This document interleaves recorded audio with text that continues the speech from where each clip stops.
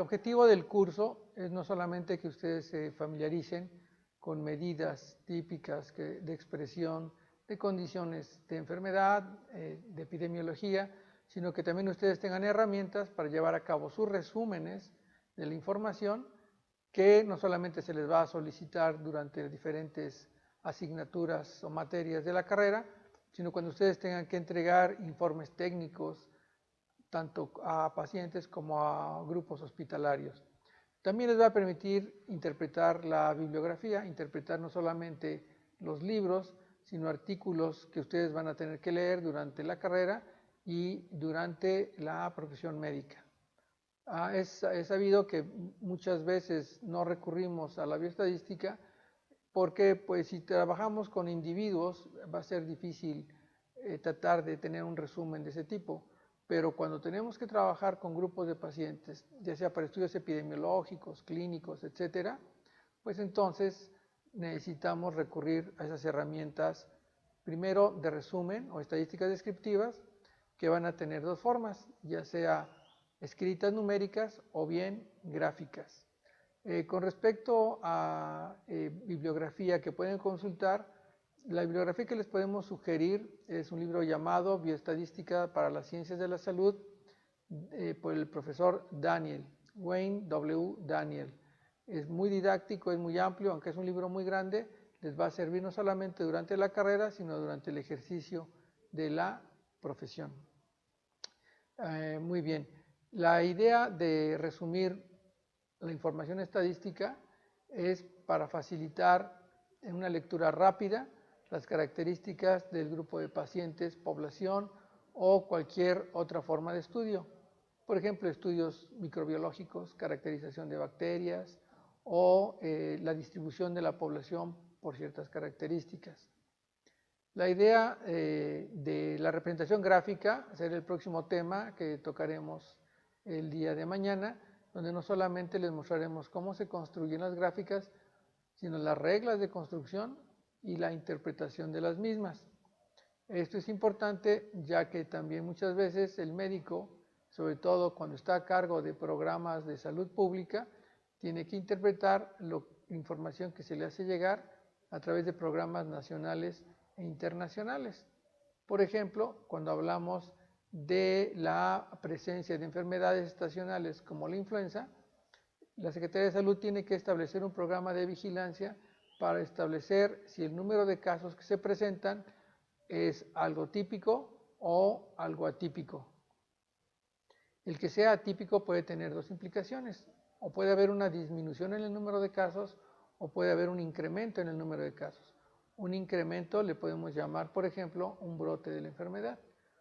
Para enfermedades de gran interés, en este caso como la influenza, el poder detectar un incremento atípico del número de casos es importante para la toma de decisiones y para la implementación de medidas preventivas.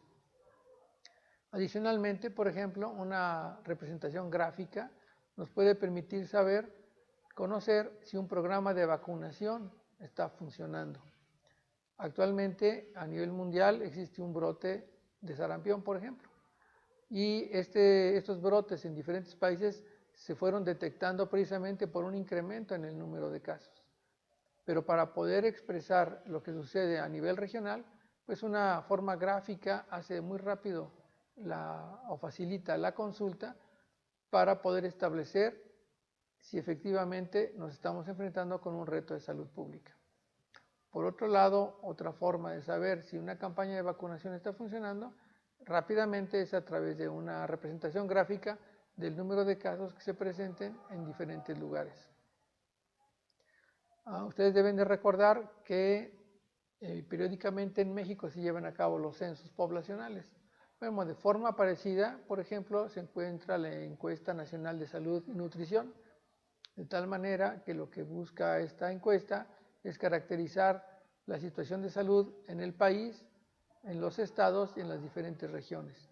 Y también separarla, por ejemplo, por grupos de edad. Una forma rápida de hacerlo es a través de representaciones gráficas. Nada más que esta representación tiene que seguir ciertas reglas de tal manera que todos podamos entenderla de la misma forma y todos podamos interpretar correctamente esa información. Cuando hablamos de otro tipo de variables que no son discretas, esto es, que no son, por ejemplo, de características discretas como género, tipo de enfermedad, municipio de origen, etcétera, pero tenemos valores que representan el estado de salud o de enfermedad de un individuo, como por ejemplo serían los niveles de glucosa en sangre en ayunas. El conocer los promedios y la variación en la población nos permite caracterizar qué puede estar sucediendo, por ejemplo, en lo que serían hábitos alimenticios. Uno de los problemas serios de este país son los hábitos alimenticios. El estar vigilando cómo se presentan los promedios de estos valores nos permite conocer el estado de salud o la frecuencia de enfermedad en la población. Hay un gran número de valores que se utilizan para caracterizar a la población. Algunos de estos valores son más típicos o característicos de grupos de edad.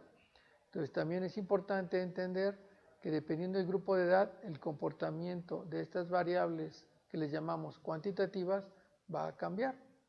Una forma de apoyar al médico para que no tenga que recordar todos los valores de referencia con respecto a salud y enfermedad es que tenga representaciones gráficas de este comportamiento y poder comparar sus pacientes con las gráficas que se le presentan.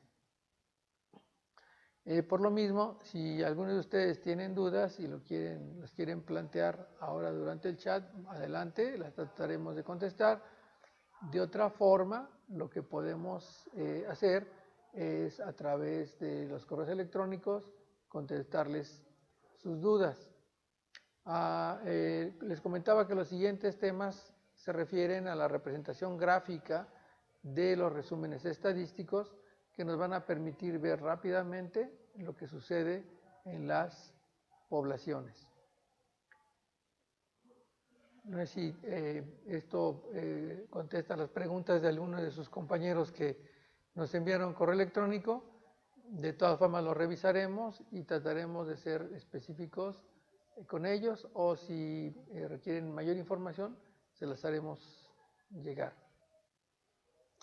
Todo el material de bioestadística se va a subir y también las videoconferencias de bioestadística van a estar disponibles para ustedes.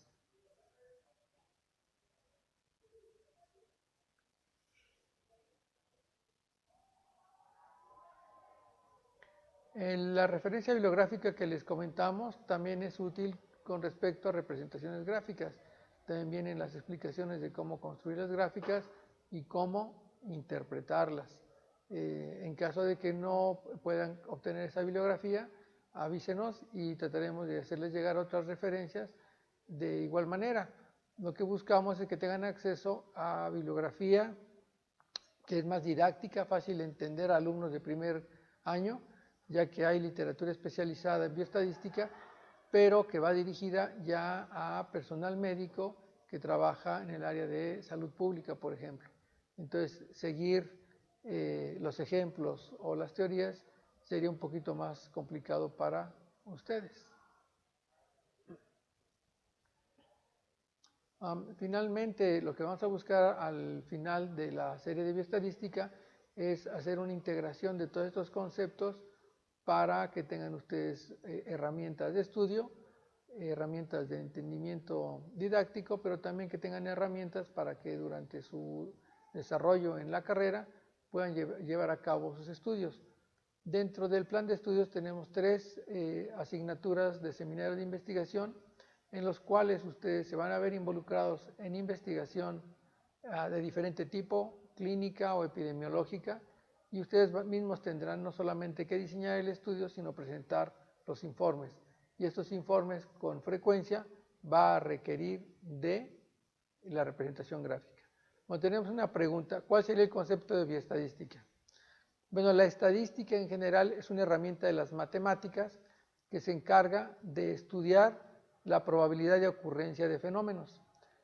Y bioestadística se refiere estrictamente a fenómenos biológicos, no es estrictamente a fenómenos de salud.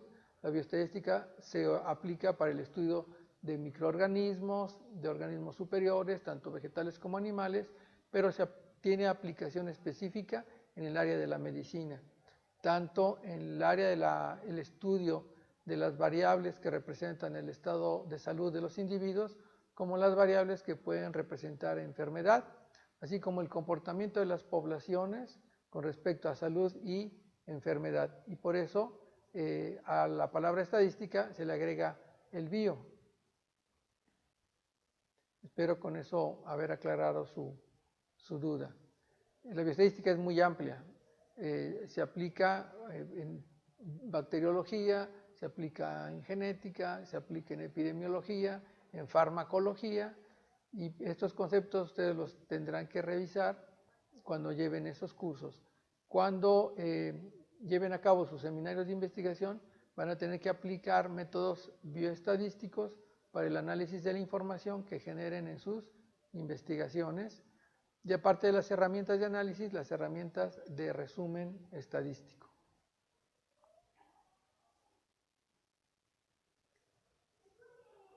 No sé si... Bueno, muy bien. Entonces, comentábamos que al final trataremos de integrar todos estos temas que hemos tocado, de tal manera que ustedes van a ver un ejemplo de un protocolo de estudio que requiere plantear una forma de revisar y analizar la información, una forma de expresarla y resumirla. Ahí tenemos una pregunta de Janet Baena: ¿en qué tiempo un brote de acuerdo a la estadística se efectúa para su contrarresto? Va a depender de la enfermedad. Hay enfermedades que son típicamente estacionales, donde el número de casos se revisa semana por semana. En este caso, después de 2 semanas de un incremento sustancial, estadísticamente significativo, se puede considerar un brote. Para otras enfermedades en donde existen condiciones crónicas, es un poquito más complicado, puesto que se tiene que tener el resumen por varios meses para establecer un incremento significativo. Entonces, dependiendo de la enfermedad, es como se consideraría. Esto tiene una desventaja, porque puede haber enfermedades que se dispersan rápidamente, se tarda tiempo en detectar, porque el tiempo de incubación de la enfermedad puede ser un poquito prolongada, y entonces repentinamente se presentan muchos casos, como por ejemplo sucede con el dengue. El dengue ha tenido un comportamiento de ese tipo. Espero haber contestado esa pregunta. Ustedes ya lo verán a lo largo de la carrera, dependiendo del tipo de enfermedades, en la asignatura de salud pública, las herramientas que se tienen para la vigilancia epidemiológica, que están establecidas por ley y otras por conveniencia para controlar enfermedades. Muy bien. Tenemos aquí una pregunta de Samantha Abigail: ¿cuáles son las gráficas para la bioestadística? Prácticamente se utilizan las mismas gráficas que para cualquier otro tipo de estadística. La diferencia está en que para variables que les llamamos discretas, comúnmente se utilizan gráficas de barras, se utilizan gráficas de pastel. Para el caso donde tenemos que las clases con las que estamos trabajando son contiguas, tienen secuencia cronológica, por ejemplo, mes del año, podemos utilizar los polígonos de frecuencias. Es importante recordarlo porque la gráfica tiene que tener sentido con el tipo de variable que estamos utilizando. Para variables continuas normalmente utilizamos curvas. Una de las curvas típicas de variables continuas es la curva de la distribución normal.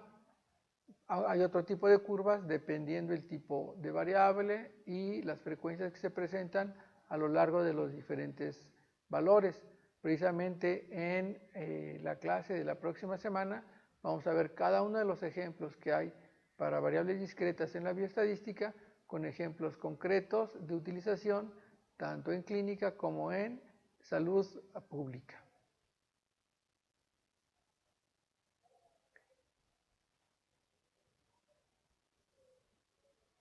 Existen otro tipo de gráficas que se utilizan, que no son parte del programa de este curso introductorio, porque se refiere a fenómenos un poquito más complejos, pero que podemos mencionar. Por ejemplo, las curvas de crecimiento. Las curvas de crecimiento se aplican para el crecimiento poblacional, cómo se van incrementando las poblaciones. a curvas de esperanzas de vida o también curvas de crecimiento en cultivos bacterianos. En cultivos bacterianos, si ustedes siembran unas cuantas bacterias, después de cierto número de horas, 48, 72 horas, la cantidad de bacterias se incrementa rápidamente y este crecimiento también se representa con gráficas que son típicas de bioestadística para crecimiento poblacional. Dependiendo de la velocidad de crecimiento, pues va a ser la forma de la gráfica, pero puede permitir estimar la capacidad de crecimiento de una población y del número de individuos que puede haber en determinado momento en un horizonte de tiempo. Hay otros tipos de gráficas, pero no van a ser cubiertas por este curso introductorio, puesto que son un poquito más elaboradas y requieren cierto conocimiento de bases teóricas, como en el caso de la farmacología, cuando tenemos que ver curvas del comportamiento de un medicamento que es administrado. Este medicamento no va a circular todo en un solo momento en todo el organismo ni va a ser eliminado, sino tiene diferentes cantidades a lo largo del tiempo y conforme es metabolizado por el organismo. Si llega a haber oportunidad y hay necesidad, con gusto les podemos hacer llegar algunos ejemplos. Pues buenas tardes, muchas gracias de nuevo por su atención, estamos en contacto.